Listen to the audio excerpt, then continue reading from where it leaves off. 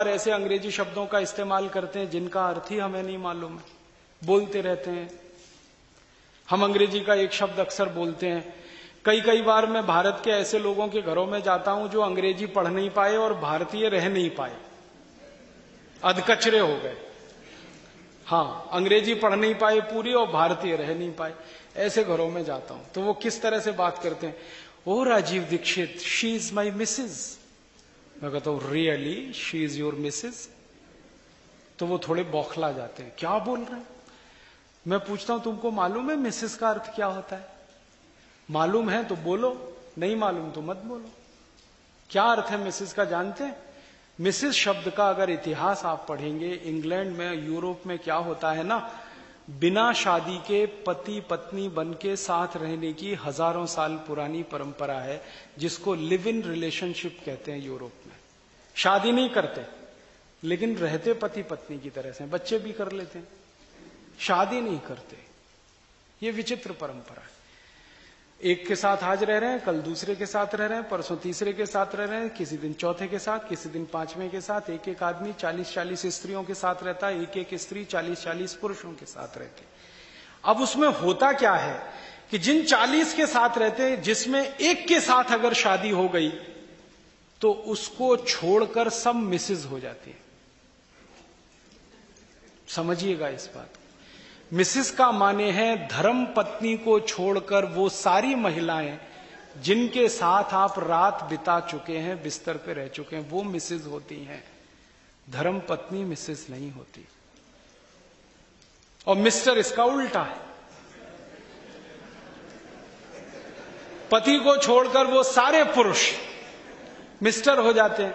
अब हम हमारी धर्म पत्नी को मिसेस बनाने में लगे रहते हैं, oh she is my Mrs. तब मैं कहता हूं really she is your Mrs? मत बोलिए, अच्छा शब्द नहीं, बहुत खराब। हमारे देश में इसके लिए बहुत सुंदर शब्द है, तो हम क्यों बोलें ये? जब नहीं हो तो बोलना मजबूरी हो सकता। अपने पास तो है ना श्रीमती।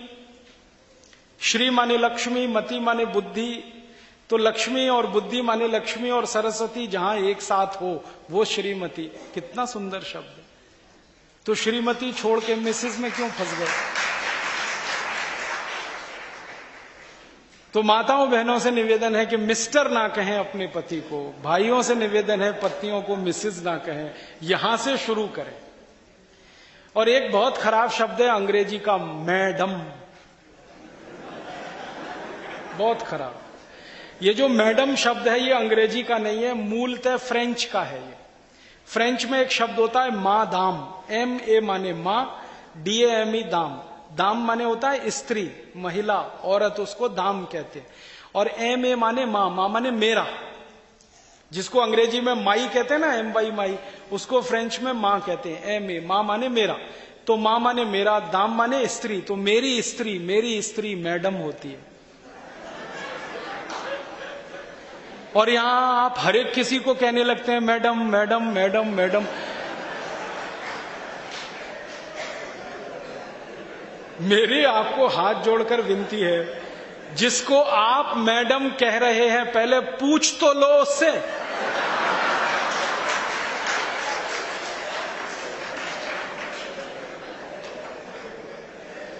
आप पूछो और वो आपको परमिशन दे, तब आप उसको मैडम कहो।